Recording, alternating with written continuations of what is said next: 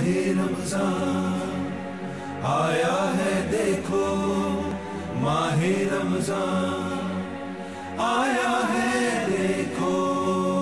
आ गया माह रमज़ान हुई रहमतें, तौबा का है दर ये खुला सुभान अल्लाह। आ गया माह रमज़ान हुई रहमतें, तौबा का है दर ये खुला सुभान अल्लाह। सुभान अल्लाह। तेरी हम्द सना मालिक दो जहां करते हैं अर्ज़ो। अल्हम्दुलिल्लाहि वकफ़ा वसलामुन अला इबादिहिल्लज़ीना इस्तफ़ा, अम्मा बाद। पारा नंबर 20 और ये तफसीर बयान की जा रही है हज़रत मौलाना असलम शेख पूरी साहब शहीद नव्वर अल्लाहु मरक़दहु की तफसीर खुलासतुल कुरान से। 20वें पारे की इब्तिदा में कुदरत और वहदानियत के 5 दलाइल और बराहीन ज़िक्र किए गए हैं और पाँचों इस्तिफ़हामिया अंदाज में ज़िक्र किए हैं। बुरहान अव्वल, क्या वो अल्लाह जिसने आसमानों और ज़मीन को पैदा किया है और आसमान से बारिश बरसा कर ख़ूबसूरत और तरोताज़ा बागात लहलाए हैं, वो बेहतर है या जिन्हें ये शरीक ठहराते हैं वो बेहतर। और बुरहान सानी ये कि वो मुहसिन हकीकी जिसने इंसान के लिए ज़मीन को बाइस करार बनाया है, उसके सीने में नहरें जारी की हैं, उसके पुष्ट पर भारी पहाड़ रख दिए हैं और मीठे और खारे पानी को खलत मलत होने से बचाने के लिए उनके दरमियान रुकावटें खड़ी कर दी हैं। क्या उस मुहसिन और कादिर ज़ात को बुतों के मिसल ठहराना किसी सूरत भी करीने इंसाफ है? और बुरहान सालिस कि मजबूरी, मज़लूमियत, बीमारी और तकलीफ़ के वक्त किसे पुकारा जाता है, रब्बुल आलमीन को या बेजान असनाम को? और बुरहान राबे कि बर व बहर की तारीकियों में रास्ता कौन दिखाता है, बारिश बरसने से पहले ठंडी हवाएं कौन चलाता है, रब्बे करीम या हाथों से घड़ी हुई मूर्तियाँ? और बुरहान खामिस, इंसान को इब्तिदा में किसने पैदा किया था और दोबारा कौन पैदा करेगा, रब्बुल आलमीन के सिवा कौन है जिसका नाम तुम पेश कर सको? कुरान का उमूमी असलूब यही है कि वो अल्लाह ताला के अलूहियत और वहदानियत पर कायनाती मनाजिर और नफ्स इंसानी के हक़ाइक़ से इस्तिदलाल करता है। यूँ वो पूरी कायनात को बहस व मनाज़रे का मैदान बना देता है, यहाँ तक कि मुखालिफ भी तस्लीम करने पर मजबूर हो जाता है कि अल्लाह के सिवा कोई भी नहीं जो ये सारे काम कर सके।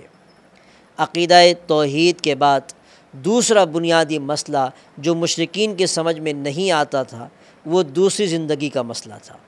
वो कहते थे कि ये कैसे मुमकिन है कि जब हम और हमारे आबा मट्टी हो जाएंगे तो हमें दोबारा पैदा किया जाएगा। उनके लुच्चर और खोखले एतराज़ के जवाब में अल्लाह ने अपने नबी को तसल्ली भी दी और मुशरिकीन को वईद भी सुनाई कि जो कुछ पहले मुजरिमों के साथ हुआ वो तुम्हारे साथ भी हो सकता है। ज़मीन पर चल फिर कर देख लो कि उनके साथ क्या हुआ। और उसके बाद क़यामत के मनाजिर बयान किए गए और बताया गया कि ये जहाँ बस उस वक्त तक बाक़ी है जब तक सूर नहीं फूंक दिया जाता।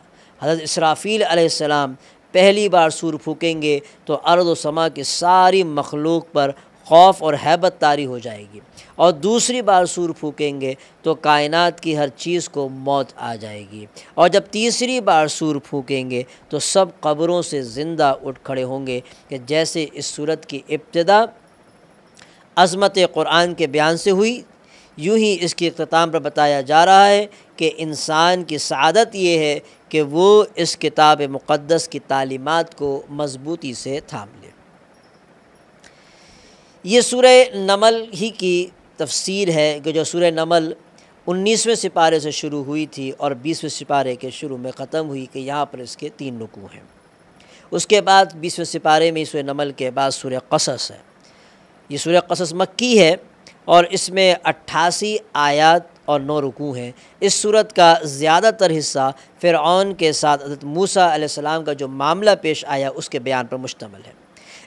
ابتدا حروف مقطعات میں سے طا سین میم کے ساتھ ہوئی، اور ان حروف کے متصل بعد قرآن کریم کی حقانیت کا بیان ہے۔ اس کے بعد حضرت موسیٰ علیہ السلام کے قصے کا آغاز ہو جاتا ہے، جو سورہ قصص بتاتی ہے کہ فرعون مصر میں بڑا بن بیٹھا تھا، تکبر اور جور و جفا میں حد سے آگے بڑھ گیا تھا۔ اس نے آج کے سامراج اور استعمار کی طرح مصر والوں کو مختلف گروہوں اور طبقات میں تقسیم کر رکھا تھا، اور اس کے اقتدار کو عوام کی منظم اجتماعی طاقت سے کوئی خطرہ لاحق نہ ہو۔ تو بنی اسرائیل جو مصر کی بہت بڑی اقلیت بن چکے تھے، اس کے ظلم و ستم کا خصوصی ہدف تھے۔ پھر اللہ نے کمزوروں کو اٹھانے اور زیر دستوں کو بالادست کرنے کا ارادہ کر لیا، اور انہی حالات میں حضرت موسیٰ علیہ السلام کی ولادت ہوئی۔ آپ کی والدہ پریشان ہو گئیں، کیونکہ وہ جانتی تھیں کہ فرعون کے کارندوں کو اگر خبر ہو گئی تو وہ نومولود کو زندہ نہیں چھوڑیں گے۔ حکیم و خبیر رب نے ان کی رہنمائی کی، اور انہوں نے صندوق بنایا، اس میں اپنے لخت جگر کو لٹا کر نیل کی لہروں کے حوالے کر دیا۔ پانی کے دوش پر تیرتے ہوئے صندوق کو فرعون کی خادماؤں میں سے ایک نے اٹھا کر اس کی اہلیہ حضرت آسیہ کی گود میں ڈال دیا۔ فرعون اس معصوم بچے کو ذبح کرنا چاہتا تھا، لیکن رب العالمین کا فیصلہ کچھ اور تھا، اور یقیناً ہوتا وہی ہے جو رب کا فیصلہ ہوتا ہے۔ انسان کی تدبیریں، سازشیں، منصوبے اور پروگرام دھرے کے دھرے رہ جاتے ہیں۔ آسیہ نے کچھ اس انداز سے بات کی کہ اس شخص کا دل جو نرم ہو گیا، جس کے سینے میں لگتا تھا کہ دل نہیں پتھر کا ٹکڑا ہے۔ ادھر فرط غم کی وجہ سے بچے کی والدہ کا یہ حال ہو گیا کہ کسی بھی پل سکون اور قرار نہیں۔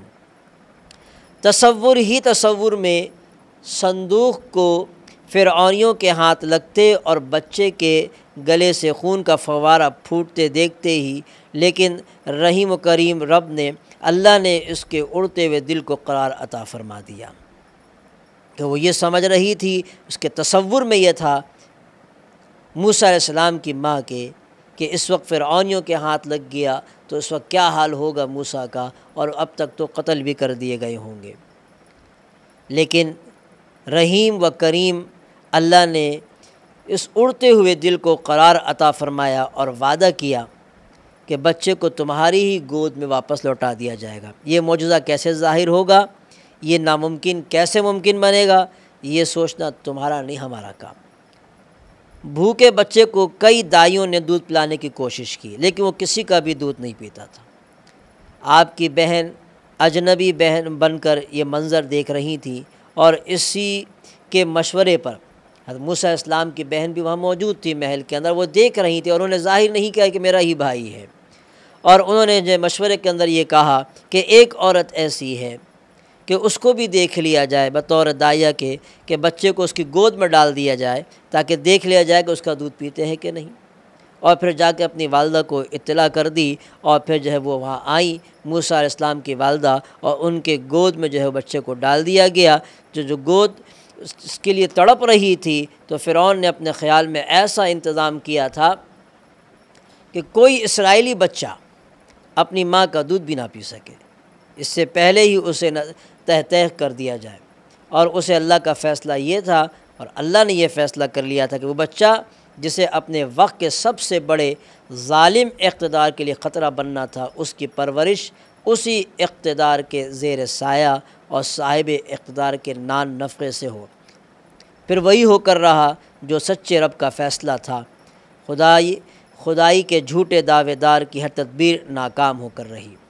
حضرت موسیٰ علیہ السلام نے جوانی کی حدود میں قدم رکھا تو آپ کے ہاتھوں ایک قبطی کا قتل ہو گیا۔ ایک مرد وفا کے مشورے پہ آپ مصر سے نکل گئے اور مدین کی راہ لی۔ یہاں نہ جان نہ پہچان، نہ ٹھکانہ، نہ ذریعہ معاش۔ دعا کے لیے اسی کے سامنے ہاتھ اٹھا دیے جس نے زہریلے سانپ اور آدم خور بھیڑیوں کے ہاتھوں پرورش کروائی تھی۔ تو کہا تو بس یہ کہ اے میرے رب، میں تیری عطا کا فقیر اور محتاج ہوں۔ آپ کی یہ دعا دریائے بکوزہ کی مثال تھی کہ اس میں وہ سب کچھ آ گیا جس کا انسان محتاج ہو سکتا ہے، اور انسان کس چیز کا محتاج نہیں۔ اگر روٹی کا محتاج ہے تو بھوک کا بھی محتاج ہے، سائے کا محتاج ہے تو دھوپ کا بھی محتاج ہے، بیداری کا محتاج ہے تو نیند کا بھی محتاج ہے۔ ایک درخت کے سائے تلے بیٹھے تھے کہ دو باحیا پردردار بچیاں بکریوں کو ہکاتے ہوئے آ گئیں، اور ان کی بکریوں کو عذرائے احسان کنویں سے پانی کھینچ کر پلا دیا۔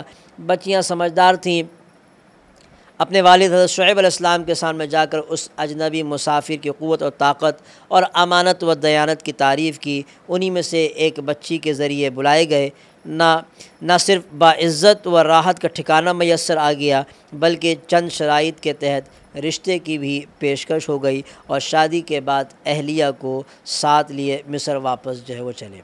تو شعیب علیہ السلام کی ایک صاحبزادی سے حضرت موسیٰ علیہ السلام کا نکاح ہو گیا۔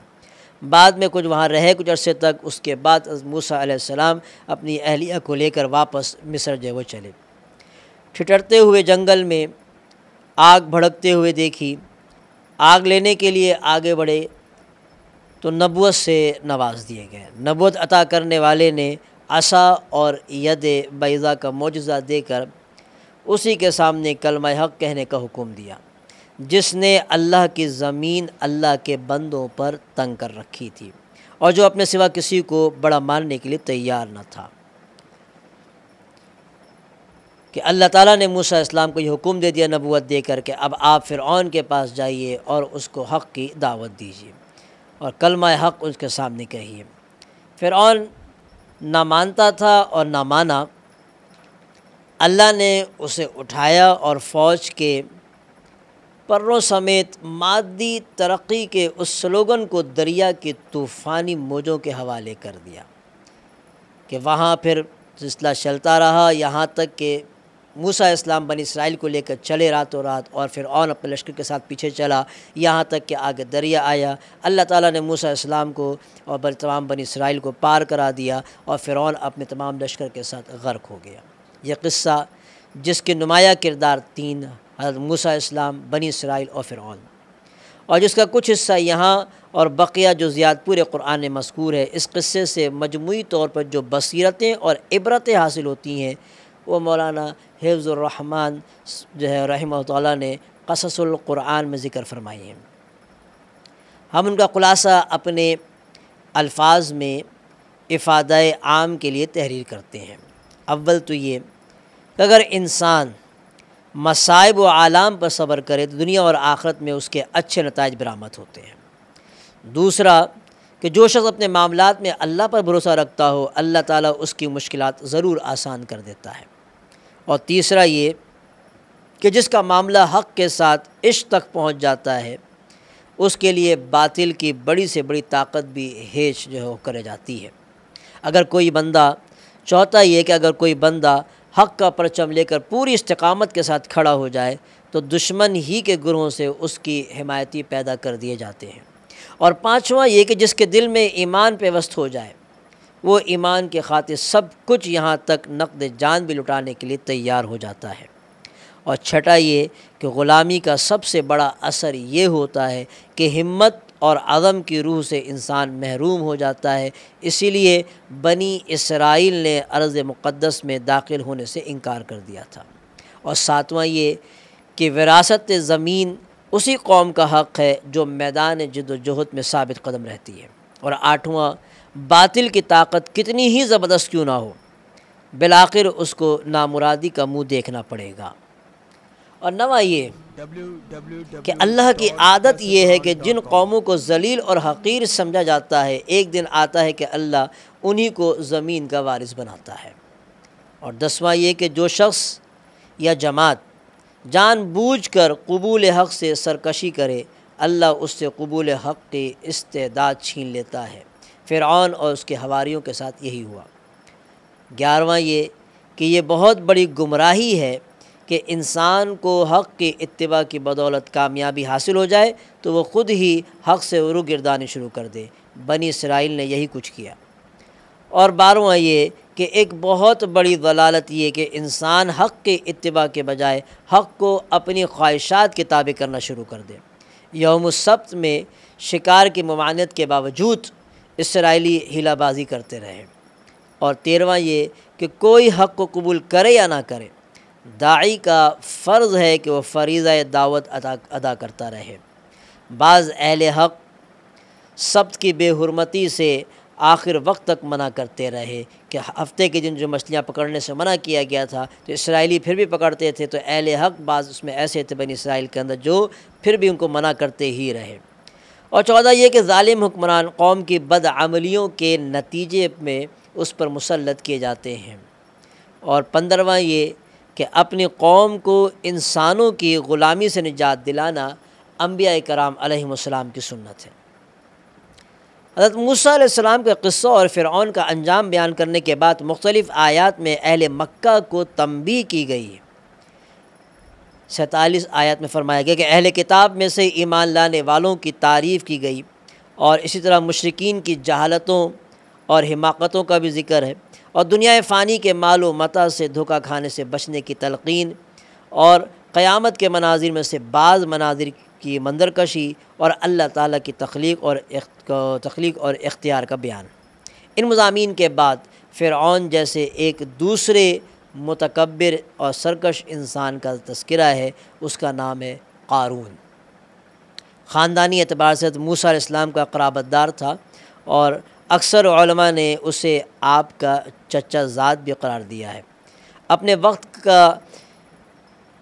وقت کا ہی نہیں، شاید آج کے بین الاقوامی سرمایہ داروں میں سے بھی سب سے بڑا سرمایہ دار۔ اس کے خزانے نہیں بلکہ خزانوں کی چابیاں اٹھانے کے لیے طاقتور مردوں کی ایک بڑی جماعت کی ضرورت پیش آتی تھی۔ دولت کی بہتات نے اسے خودسر اور مغرور بنا دیا تھا۔ حضرت موسیٰ علیہ السلام نے اسے سمجھایا کہ مال و دولت پر مت اتراؤ، اللہ اترانے والوں کو پسند نہیں کرتا۔ اللہ نے جو کچھ دیا ہے اسے اللہ کی رضا حاصل کرنے کے لیے خرچ کرو، جیسے اللہ نے تمہارے ساتھ احسان کیا اسی طرح تم بھی اللہ کے بندوں کے ساتھ احسان کرو۔ نہ کسی پر ظلم کرو اور نہ ہی روپے پیسے ناجائز مصارف پر خرچ کرو۔ لیکن یہ ساری فہمائش اس کے سر کے اوپر سے گزر گئی، اور اس نے وہی جواب دیا جو ہر احمق مغرور سرمایہ دار دیا کرتا ہے، اور اس نے کہا کہ مجھے یہ مال میری دانش کے زور پر ملا ہے۔ حب دنیا میں ڈوبے ہوئے لوگ جب قارون کی شان و شوکت دیکھتے تھے تو ان کے منہ میں پانی آ جاتا تھا، اور وہ اسی جیسا بننے کی تمنا کرتے تھے۔ لیکن پھر یوں ہوا کہ اللہ نے اسے اس کے گھر سمیت زمین میں دھسا دیا۔ عذاب الہی کی اس زندہ گرفت نے دنیا پرستوں کی آنکھیں کھول دیں، اور انہوں نے اعتراف کیا کہ اگر اللہ ہم پر احسان نہ کرتا تو ہمیں بھی دھسا دیتا۔ قارون کے واقعے کے اختتام پر قرآن ایک ایسی نصیحت کرتا ہے جو ہر مسلمان کو اپنے پلے باندھ لینی چاہیے، اور ارشاد ہوتا ہے کہ آخرت کا گھر ہم نے ان لوگوں کے لیے تیار کر رکھا ہے جو ملک میں بڑا بننے اور فساد کا ارادہ نہیں رکھتے، اور انجام تو پرہیزگاروں ہی کا ہے۔ آج بڑا بننے کی بیماری عوام میں نہیں بلکہ خواص میں بھی آ چکی ہے۔ جو لوگ اس بیماری میں مبتلا ہیں انہیں یہ آیت ہر وقت اپنے سامنے رکھنی چاہیے۔ اس صورت کی آخری آیت میں ہے کہ اللہ کے سوا ہر چیز فنا ہونے والی ہے، اسی کا حکم ہے اور اسی کی طرف تم کو لوٹ کر جانا ہے۔ فرعون جیسے بادشاہ اور قارون جیسے سرمایہ دار کا عبرت ناک انجام اس دعوے کی دلیل ہے کہ اللہ کے سوا ہر چیز فنا ہونے والی ہے۔ اس کے بعد سورۃ العنکبوت، کہ سورہ عنکبوت مکی ہے اور اس میں 69 آیات اور 7 رکوع ہیں۔ اس سورت کے مضامین بھی دوسری مکی صورتوں جیسے ہیں، اور اس سورت کا موضوع سنت ابتلا ہے، یعنی اس زندگی میں ابتلائیں اور آزمائشیں ضرور آتی ہیں۔ مکی زندگی میں مسلمانوں کو طرح طرح کے مظالم اور مصائب کا سامنا کرنا پڑا۔ جب جور و جفا کے بادل پہم برس کر بھی نہ تھمے تو بتقاضائے بشریت بعض لوگ گھبرا اٹھتے تھے۔ انہیں سمجھانے کے لیے فرمایا گیا کہ ایمان والوں کو آزمانا اللہ تعالیٰ کی پرانی سنت اور دستور ہے، تاکہ سچے اور جھوٹے، مومن اور منافق میں امتیاز ہو جائے۔ صاحب ایمان بڑے بڑے حوادث کے سامنے استقامت دکھاتا ہے، جبکہ زبانی کلامی ایمان کے دعوے کرنے والوں کے قدم ڈگمگا جاتے ہیں اور ان میں بعض دنیاوی تکلیفوں سے بچنے کے لیے معاذ اللہ مرتد ہو جاتے ہیں۔ ارشاد ہوتا ہے کہ اور بعض لوگ ایسے ہیں جو کہتے ہیں کہ ہم اللہ پر ایمان لائے، جب انہیں اللہ کی راہ میں کوئی ایذا پہنچتی ہے تو لوگوں کی ایذا کو یوں سمجھتے ہیں جیسے اللہ کا عذاب، اور اگر تمہارے پروردگار کی طرف سے مدد پہنچے تو کہتے ہیں کہ ہم تو تمہارے ساتھ تھے۔ تو کیا اللہ نہیں جانتا جو کچھ اہل علم کے سینوں میں ہے؟ تو ایمان والوں میں سب سے زیادہ اور سخت آزمائشیں تو اللہ کے نبیوں پر آئیں، اس لیے اس صورت میں حضرت نوح، حضرت ابراہیم، حضرت موسیٰ، حضرت ہارون علیہم السلام کے قصے اجمالی طور پر ذکر کیے گئے ہیں تاکہ ایمان والے جان لیں کہ اہل حق پر ابتلائیں تو آتی ہیں، آزمائشیں تو آتی ہیں، لیکن یہ آزمائشیں دائمی نہیں ہوتی ہیں۔ انجام کار اہل حق کو غلبہ نصیب ہوتا ہے اور ان کے مخالفین ہلاک کر دیے جاتے ہیں۔ سورت کے اختتام پر مشرکین کے بتوں کو عنکبوت یعنی مکڑی کے ساتھ تشبیہ دی گئی ہے، جیسا کہ اس کا جالا ادھت کمزور ہوتا ہے، نہ سردی سے بچا سکتا ہے اور نہ گرمی سے، اور نہ ہی تیز ہواؤں کا مقابلہ کر سکتا ہے، یوں ہی مشرکوں کے بت کمزور ہیں، نہ انہیں نقصان سے بچا سکتے ہیں اور نہ ہی کوئی فائدہ پہنچا سکتے ہیں۔ وآخر دعوانا ان الحمدللہ رب العالمین۔ www.darsequran.com کرتے ہیں عرض و سما سبحان اللہ۔ ماہ رمضان آیا ہے دیکھو، ماہ رمضان